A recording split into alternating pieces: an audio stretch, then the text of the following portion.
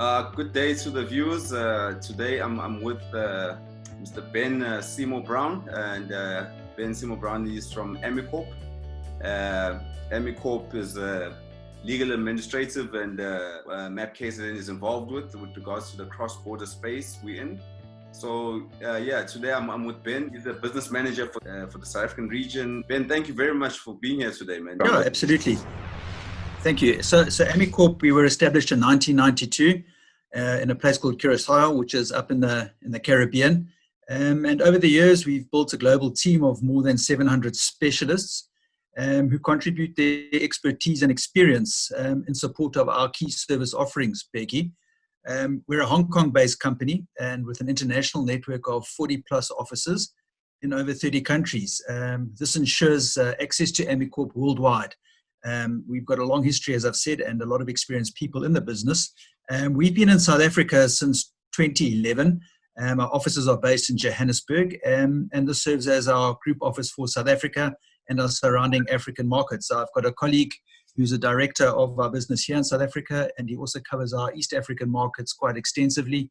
And we're looking to penetrate into Mozambique and the other SADC countries in the next sort of period of time. That's our sort of growth goal. I think what we do is quite an important part of how we can assist potentially Mapkzn affiliates.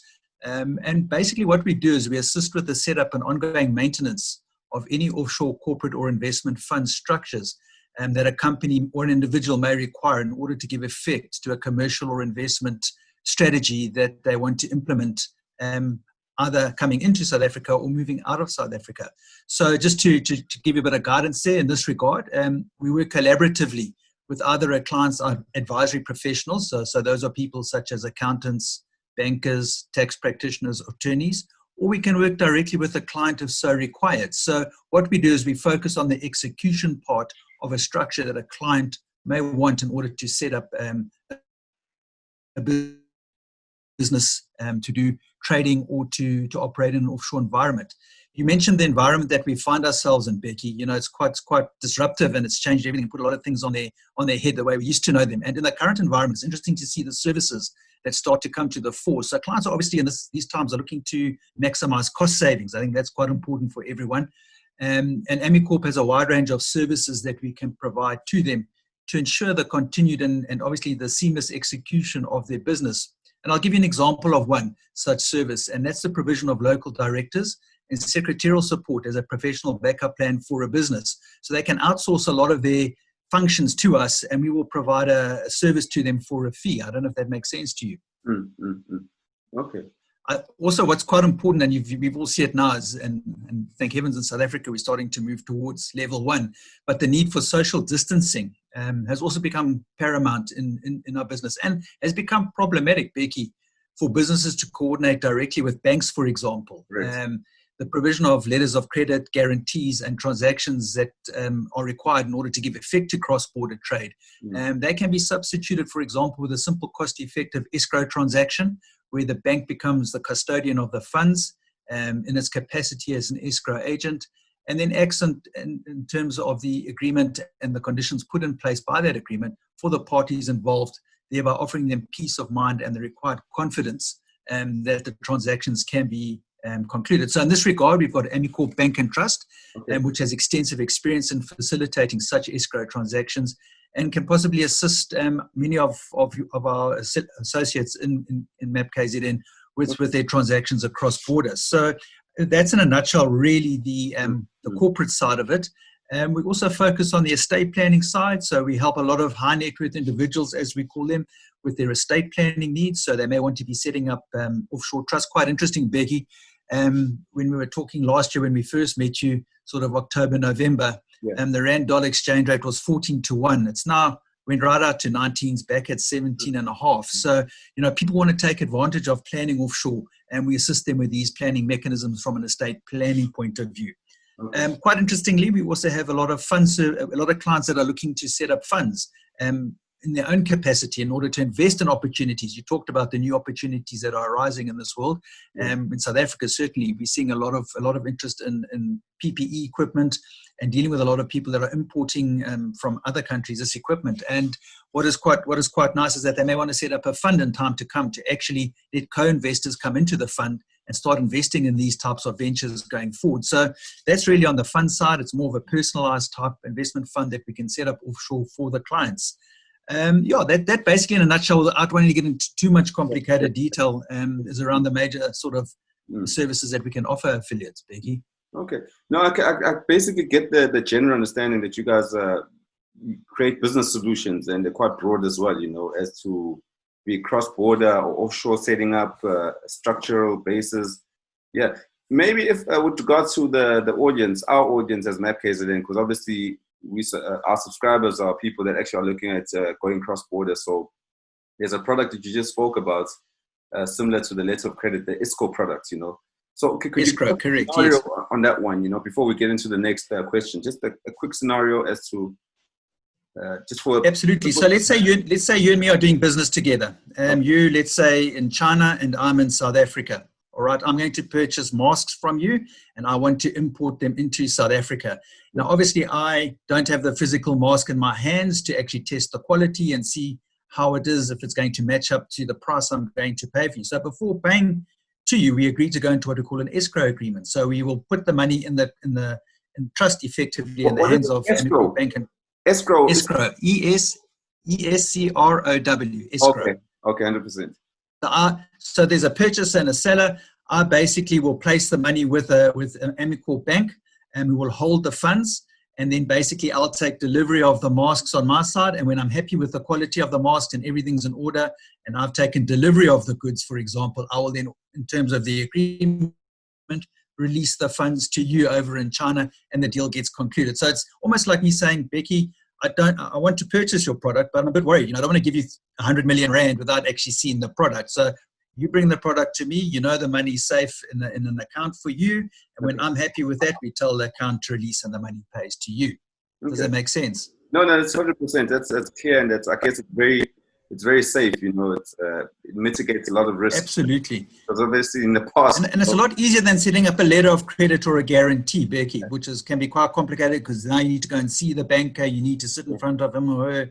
You need to see the counterparty to the agreement. This is actually quite a simple way of people being able to negotiate their cross-border transactions and have comfort around the fact that the goods will be supplied as recommended or advertised, and the payment will take place when the person's happy. So it eliminates the risk on both sides of the equation. Yeah, and this will definitely work or help a lot of people, looking at expanding to across the border.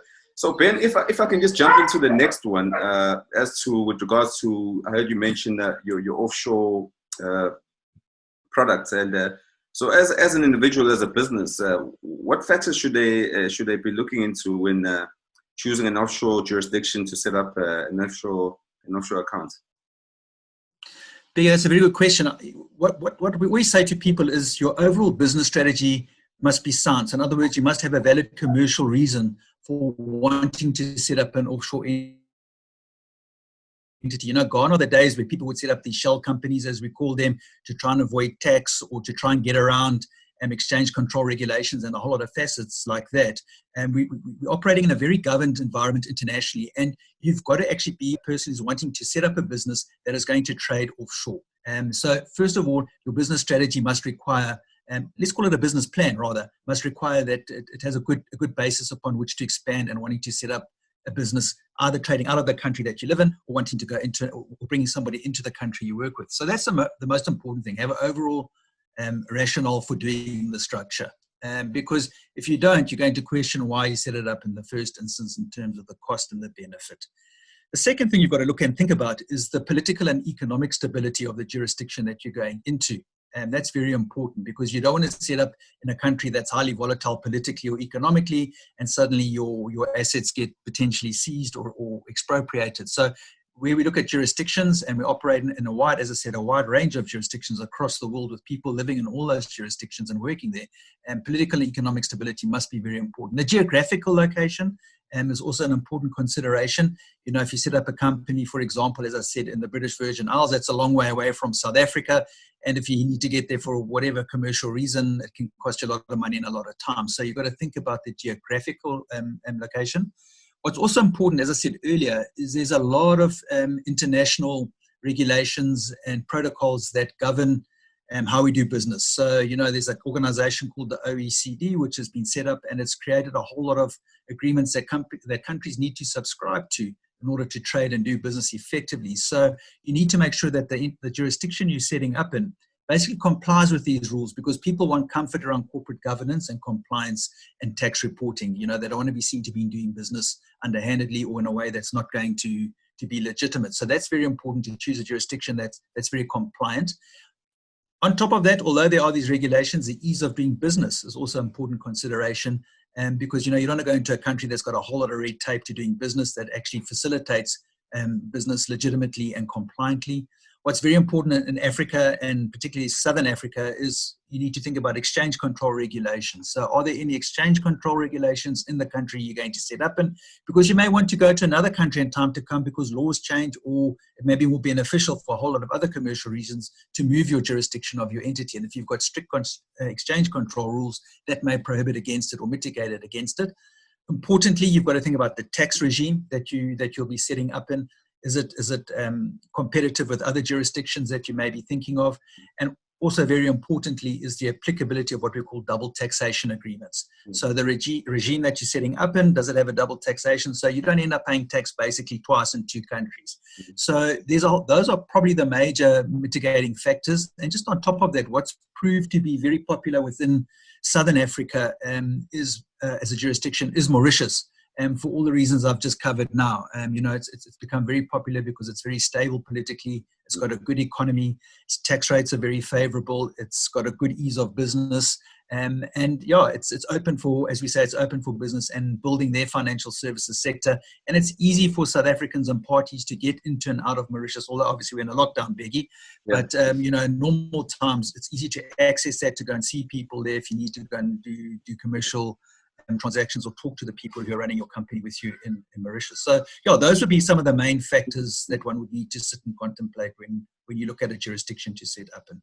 Yeah, no, so what I'm taking from that, Ben, is that obviously an entity needs to do their side of the work, the groundwork with regards to doing a risk assessment in all aspects, you know, where they are sending their money, you know. So a person needs to understand the pros and cons of that environment. I mean, as you were saying, the political, geographical dynamics. You know, so